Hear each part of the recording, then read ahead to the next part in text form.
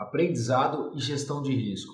Quais são as sacadas que você pode tirar desse momento e como que você pode usar o processo de aprendizado para lidar melhor com os riscos do seu negócio?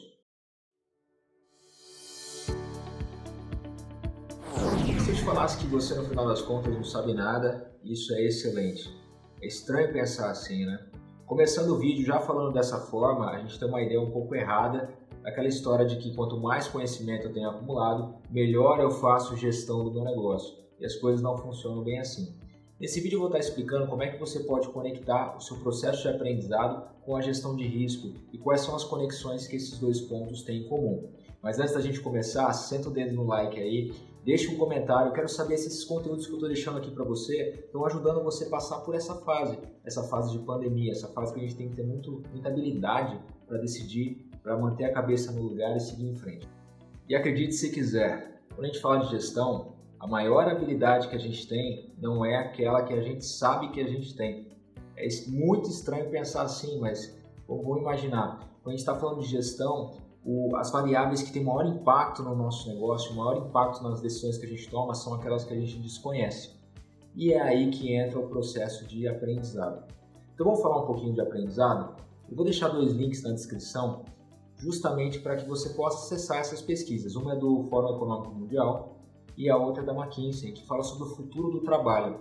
E nessas pesquisas, os pontos mais fixados, que são mais considerados ao longo das características que eles colocam ali, é a questão do aprendizado. Então, o pano de fundo de todas essas pesquisas é o aprendizado. Vamos falar um pouquinho de aprendizado? Quando a gente fala de aprendizado no contexto de trabalho, de gestão, de profissão, do futuro em si, o termo que a gente pode associar a essa questão é a neuroplasticidade. É muito estranho a gente pensar que a neuroplasticidade está associada a aprendizado, porque pensa neurônios, mente, cabeça, e é justamente esse o ponto. Neuroplasticidade é a nossa habilidade de se adaptar a nossa mente de acordo com as circunstâncias. Então, o que é interessante a gente pensar? E quanto mais a gente se adapta às circunstâncias, mais a gente tem neuroplasticidade. Como a tendência do futuro é automatizar os trabalhos físicos, automatizar os trabalhos lógicos, a tendência é que o ser humano seja cada vez mais empurrado para trabalhos mais humanizados, que envolvem a criatividade, a interpretação de um conjunto de dados. Então, enquanto as máquinas estão lidando com uma vasta quantidade de informação, nós humanos, a gente vai entrar em cena lidando com o aspecto criativo desses processos. E adivinha só, como é que a gente desenvolve essa neuroplasticidade? É a nossa habilidade de se colocar em situações completamente diferentes daquelas que a gente está acostumado. Então, quanto mais a gente lida com o incerto, maior é a nossa capacidade de se adaptar a essas situações incertas, maior é a nossa capacidade de desaprender e reaprender. Isso é muito importante para que a nossa neuroplasticidade fique muito alinhada com aquilo que a gente está buscando. E como funciona o processo de aprendizado? O processo de aprender ele funciona ao longo de toda a nossa vida. E a tendência, normalmente, é esse caminho que segue. Quando a gente é mais novo, a gente tende a aprender mais. E esse processo vai se desacelerando ao longo do tempo. Só que é justamente o contrário do que a gente tem que fazer. A gente pensar que as coisas tendem a ficar mais ágeis, mudar mais rápido, a sociedade como um todo está sofrendo adaptações cada vez mais intensas, o nosso processo de aprendizado, a tendência é que a gente acelere ele, para que a gente se mantenha alinhado com esses avanços que a gente está vendo social. E quando a gente fala do aprendizado, a gente tem 4 etapas: o inconsciente ignorante, o consciente ignorante, o competente consciente e o competente inconsciente. Será que eu falei certo? Vamos lá. Então eu vou explicar cada um dos pontos aí para que você possa entender o que cada etapa desse processo de aprendizado. O primeiro ponto é incompetente inconsciente. Então é aqueles níveis de conhecimento e que a gente simplesmente desconhece que a gente tem que saber. E é um ponto muito interessante ali, porque essas são a maioria das variáveis que você nem sequer cogita no processo de decisão. Aí vem o segundo ponto, que é justamente a incompetência consciente. É quando você sabe que você não sabe de algo. Então, no processo ali de decisão, por mais que você desconheça profundamente aquilo, você considera alguns pontos e você pode buscar informação a respeito disso.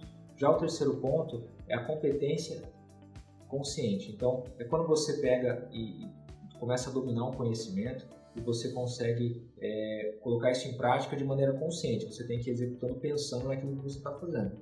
E o último ponto é a competência inconsciente, Quando você domina tanto algo que você nem sequer tem que pensar a respeito disso. Você simplesmente vai lá e faz. E qual a relação disso com gestão de risco? Lidar com risco é gerir incerteza. Quando a gente fala de gestão, incerteza está implícito na questão da gestão. Está implícito na questão do empreender. Empreender é lidar com risco, principalmente a questão de você minimizar os riscos. Agora, como que eu vou minimizar um risco que eu nem conheço, um risco que eu nem cogitei no meu dia a dia? E aí que entra a questão da conexão com o processo de aprendizado com a neuroplasticidade. Para que você possa se aprimorar em relação à gestão de riscos, a única variável que você pode desenvolver não é a quantidade de conhecimento que você acumula, mas sim a sua capacidade de se adaptar diante das situações. Então é aquela história de você sair do inconsciente ignorante o mais rápido possível para o consciente ignorante. Então, uma variável nova surgiu, você tem neuroplasticidade, você está com essa habilidade muito desenvolvida, então você se adapta muito rápido a essa situação para saber aquilo que você não sabe e a partir daí você foca no processo de desenvolvimento. Quando você faz isso, você consegue se adaptar mais às situações. E vamos conectar isso com o nosso dia a dia. Qual que é a relação disso com a pandemia? Total. Essa situação da pandemia, ela foi totalmente disruptiva, ela foi totalmente inesperada, era uma variável que as pessoas sequer cogitavam, apesar de ter alguns documentários que falavam sobre isso, algumas situações que aconteceram em outros países, era uma variável que não passava no processo de decisão. Por exemplo, eu mesmo não tomei nenhuma decisão no começo do ano que envolvia pandemia, e ela surgiu, e ela veio, e aí, como é que você se adapta? Como que você lida com esse risco? Neuroplasticidade, processo de aprendizado. O futuro, a tendência do futuro da nossa sociedade é que as mudanças sejam cada vez mais intensas e mais rápidas. Os profissionais que vão ficar no mercado são aqueles que conseguem se adaptar, que conseguem entender esse processo de aprendizado e trazer isso para o seu dia a dia. Então a dica que eu dou para você é se coloque em situações diferentes, situações que fogem da sua rotina, exercite esse processo de adaptação, porque o futuro será das pessoas que se adaptam. Gostou desse vídeo? Deixe seu comentário, quero saber se esses conteúdos que eu estou colocando aqui para você estão fazendo sentido. Valeu, grande abraço!